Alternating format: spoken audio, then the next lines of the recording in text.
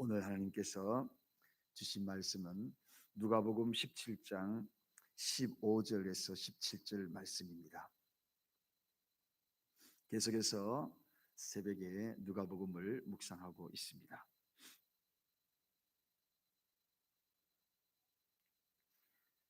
다 같이 찾으신 줄 알고 15절부터 17절까지 한 목소리로 합독하시겠습니다. 그 중에 하나가 자기의 낳은 것을 보고 큰 소리로 하나님께 영광을 돌리며 돌아와 예수의 발 아래 엎드려 살해하니 저는 사마리아인이라. 예수께서 대답하여 가라사대 10사람이 다 깨끗함을 받지 아니하였느냐? 그 9은 어디 있느냐? 아멘. 지난 시간에 우리는 고침받은 자들 10명의 문둥병자들의 치유함을 받고, 그리고 그들이 어떻게 치유했던가에 대한 이야기를 말씀을 나누었습니다. 주님의 말씀은 즉석에서 고쳐지지 아니하시고 제사장들에게 가서 보여라, 그렇게 이야기했던 겁니다. 아니, 말씀만 하시면 고칠 수 있는데 어떻게 우리 주님이 제사장에게 보이라 그렇게 이야기했을까요? 그 배경에 대해서 말씀을 드렸습니다. 요즘도 코로나 바이러스에 확진이 되면 완치 판정을 받아야만 이제 영원히 집으로 격리되지 아니하고 돌아갈 수 있습니다. 그래서 마찬가지로 당시에도 모든 질병의 완치 판정은 제사장들에게 보여줘서 이제 완치되었다라고 이야기하면 문둥병자들이 격리의 삶을 정리하고 자기 집으로 돌아갈 수 있는 겁니다. 그런데 그들은 지금 환자잖아요. 지금 질병에 걸려있는 문둥병자 아닙니까? 그런데 그 문둥병자들이 완치가 되지 않았음에도 불구하고 어떻게 해요? 제사장들에게 보이라, 주님이 그렇게 말씀하신 겁니다. 이것은 정말 순종하지 아니하면 갈 수 없는 발걸음입니다. 가서 매맞을 수 있어요. 완치되어야 그 앞에 설 수 있는데, 그런데 그들이 어떤 결과를 가져옵니까? 완치되지 아니하고 진물이 주룩주룩 흐르고 고름이 흐르고 온 몸에 질병이 여전히 남아있음에도 불구하고 그 말씀에 순종하여서 이제 제사장에게 가는 그러한 대목입니다. 가다가 그들이 다 치유받았다는 것입니다. 순종의 결과지요. 자, 순종의 결과는 가다가 해결함을 받는다. 자, 완치되지도 않았는데 완치되었다라고 믿음으로 순종하고 갔더니 가다가 치유받았다는 것입니다. 그런데 문제는 여기서 끝나지 않았습니다. 자, 이제 그 이유가 문제입니다. 오늘 그 이야기를 좀 하려고 합니다. 그런데 완치되어서 이제 10명이 얼마나 기뻤겠습니까? 그런데 오늘 여기 본문에 보면 이 10사람 중에서 이 사마리아인 한 명이 섞여 있고 9명이 유대인인 것을 알 수가 있습니다. 10명 중에 사마리아인. 그래서 그 앞절에 우리가 11절에 가보면 예수께서 예루살렘으로 가실 때에 사마리아와 갈릴리 사이로 지나시다가, 이 문제에 대해서 많은 학자들이 이야기합니다. 어떻게 사마리아인도 이렇게 유대인하고 같이 10명이 어울려 있었을까? 절대로 그렇지 않다는 겁니다. 이 사마리아로 가면서 이 문둥병 환자가 멀찌감치 예수를 따라 나선 거죠. 멀리서. 그러다가 갈릴리에서 9명과 합류했다는 것을 볼 수가 있다는 겁니다. 한 자리에 다 10명이 모여 있었던 것이 아니고 이렇게, 그래서 사마리아와 갈릴리. 자, 그런데 이 10명 중에서 이제 모두가 다 고침을 받았잖아요. 그런데 그 고침을 받는 그 과정 속에서 또 성경학자들이 연구를 해보니 각기 성전이 달랐다는 겁니다. 여러분, 사마리아인이 예루살렘 성전으로 함부로 가서 거기에서 제사장들에게 보여줄 수 없었다는 겁니다. 그들만의 성전은 거리심산, 즉 거리심산에 거기에 특별한 그들의 성전이 있었다는 거예요. 그래서 사마리아인들만 예배드리는 곳으로 따로 가고, 그리고 예루살렘 성전으로 가는 유대인들이 따로 갔다는 겁니다. 자, 그렇습니다, 여러분. 이렇게까지 구분되기까지 멸시받고 천대받는 이들이 사마리아인이었습니다. 교회조차도 이렇게 자기가 구분될 수밖에 갈 수 없는 그러한 곳이 바로 이 사마리아인. 그런데 중요한 것은 여기에서 어떤 일이 벌어집니까? 9명의 정말 예루살렘 성전, 거기에서 화려하게 예배드리고 그곳에 하나님의 역사가 있고 많은 사람들에게 정말 이 교회가 진짜 교회라고 그렇게 외치면서 드렸던 그 9명, 그 9명이 갔던 그 예루살렘 교회에 갔던 그들은 돌아왔습니까? 돌아오지 않았다는 것입니다. 소외받고 초라하고 그리고 냉대하고 천대시 받던 사람들이 모여서 초라하게 모였던 그 예배, 그리심산에 구분되어져서 사마리아인들만이 머리를 조아리며 쭈그리고 앉아서 우리는 죄인입니다, 우리는 죄인입니다 하면서 들었던 그 사람, 그 사마리아인만 돌이켜서 어디로요? 주님께로 돌아갔다는 겁니다. 사랑하는 여러분, 여러분 어떻게 생각하십니까? 오늘날 이 시대에 우리의 이 모습들을 여실히 보여주는 현실의 모습 한번 돌이켜보지 않겠습니까?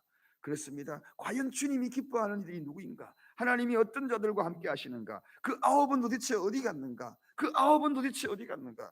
오늘 그 이야기를 주님은 이 본문 말씀을 통하여 이야기하고 있는 겁니다. 그 아홉이 어디입니까? 화려하게 예배드리고 화려하게 모든 것들이 다 모든 사람들에게 인정받았다고 생각하던 그곳에 있는 사람, 그들은 돌아오지 않았다는 겁니다.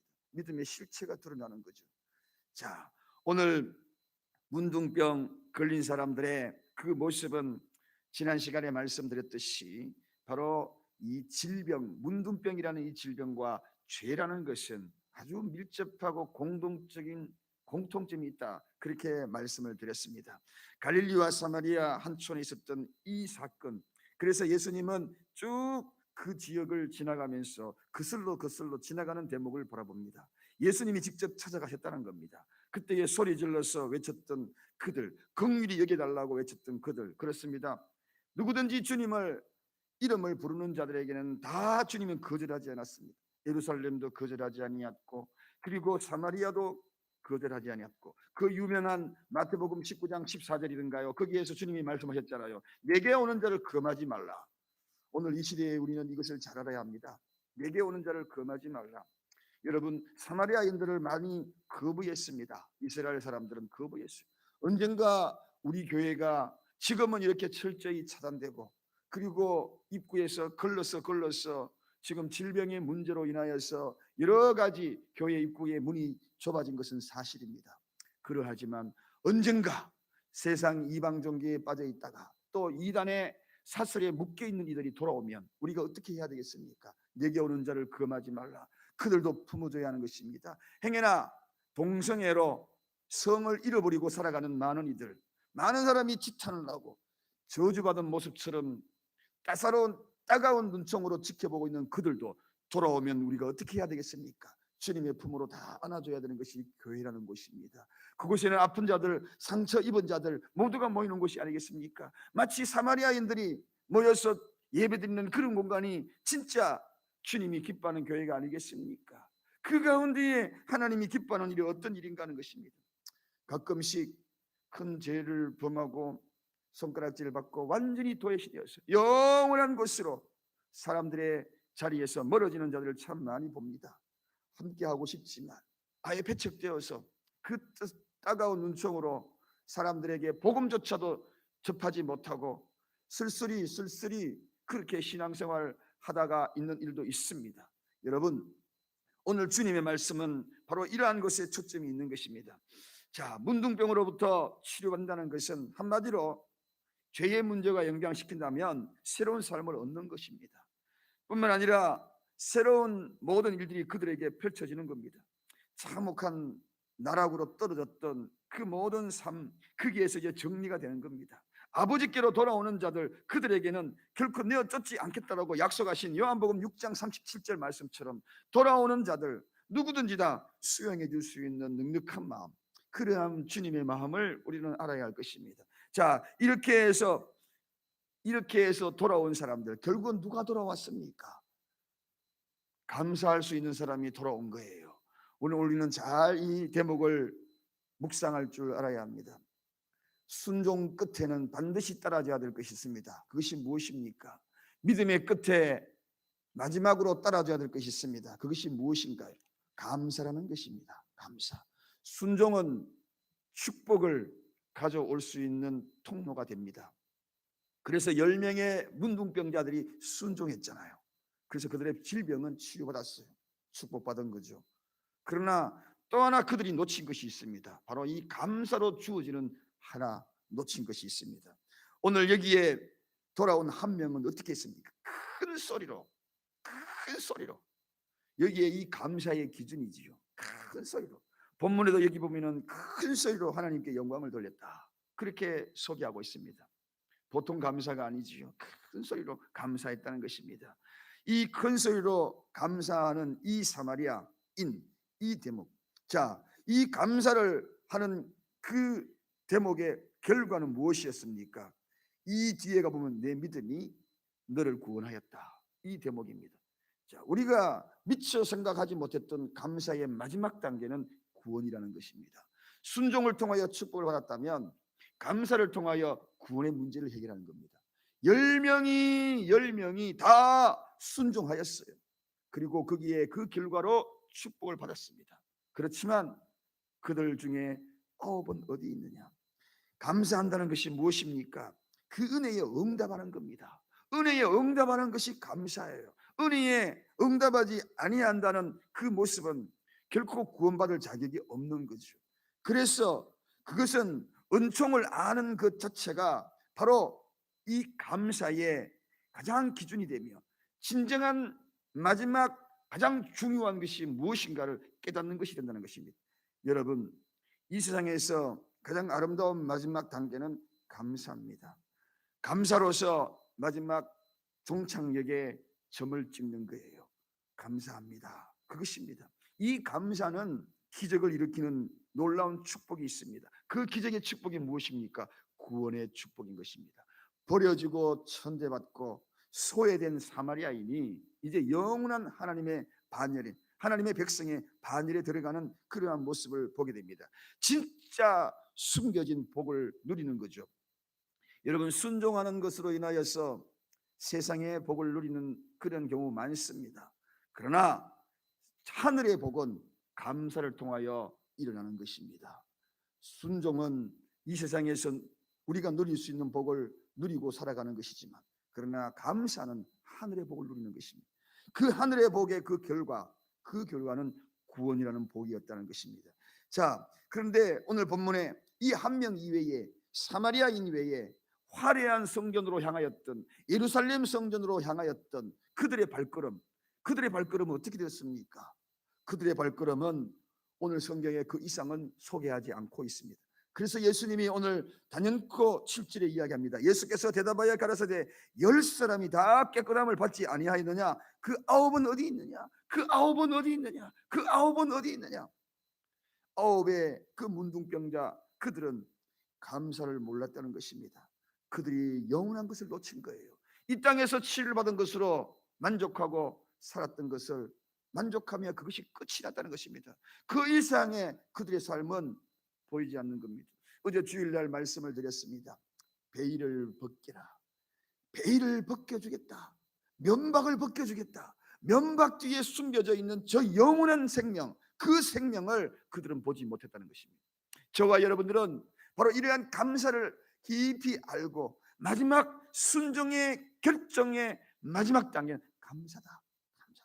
그래서 이 감사를 통하여서 하나님 앞에 영원한 생명을 누렸던 그러한 사마리아인처럼 비록 우리의 이 삶은 돌아올 수 있어요.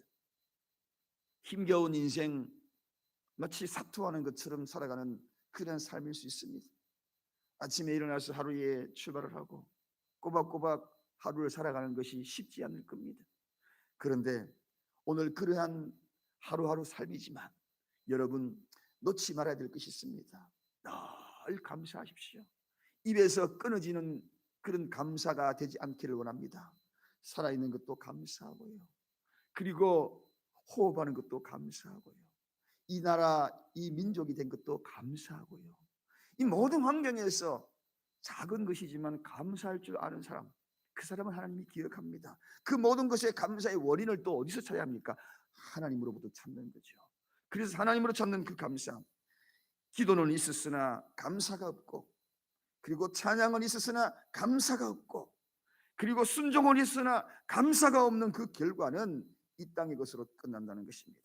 진정한 은총의 가치, 진정한 하나님의 은혜의 그 가치를 아는 이들은 반드시 감사할 수밖에 없다는 것입니다. 감사를 모르는 자들을 우리는 이야기하기를 변망덕하다, 그렇게 이야기합니다. 그래서 오늘 본문에 보면 예수님의 이 음성은 그 9은 어디 있느냐, 이 이야기는 그저 사사로운 그런 부름이 아닙니다. 굉장한 경책, 분노의 외침입니다. 그 아홉은 어디 있느냐? 병망덕한 그 아홉은 어디 있느냐? 그 질병에서 자유케 하여고 치유받은 그 아홉은 어디 있느냐? 죄의 문제를 해결받고 그 죄의 모든 문제를 도말받은 그 아홉은 어디 있느냐? 오늘 그 외침과 다를 바가 없다는 것입니다.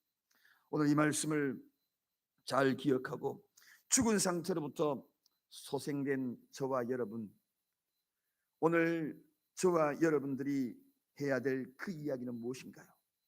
하루를 살아도 감사하며 살아가십시다. 주님의 그 은혜에 감사하며 감격하며 주어진 삶을 살아가는 돌아온 한 명 사마리아인, 초라한 인생이라 할지라도 감사를 저버리지 아니하고 누리지 못해도 감사를 저버리지 아니하는 그러한 자들이 다 되시기를 주님의 이름으로 간절히 축원드립니다. 기도하겠습니다. 하나님 아버지, 감사합니다. 하루하루 살아가는 것이 힘에 버겁지만 우리의 입에서 터져나오는 탄성은 보라 우리의 하나님이요, 보라 우리의 구원의 하나님이라. 이러한 탄성이 감사로 성화되어서 하루하루 살아감에 호흡조차도 감사하게 하시고, 현재 일그러진 내 삶이라 할지라도 하나님이 주신 구원의 사건을 인하여 감사를 저버리지 아니하도록 축복하여 주시옵소서. 돌아온 한 사람, 그 한 사람 바로 우리가 되기를 원합니다. 그 아홉은 어디 있느냐? 치유받고 회복된 그 아홉은 어디 있느냐? 분노에 가득한 주님의 음성이 오늘 이 시대에 화려한 예루살렘 성전에서 예배드렸던 그 자리에, 그 현장에 있었지만 책망받고 분노의 대상이 되지 아니하도록 주님 도와주시옵소서. 감사드리옵고 예수 그리스도 이름으로 간절히 기도드리옵나이다. 아멘.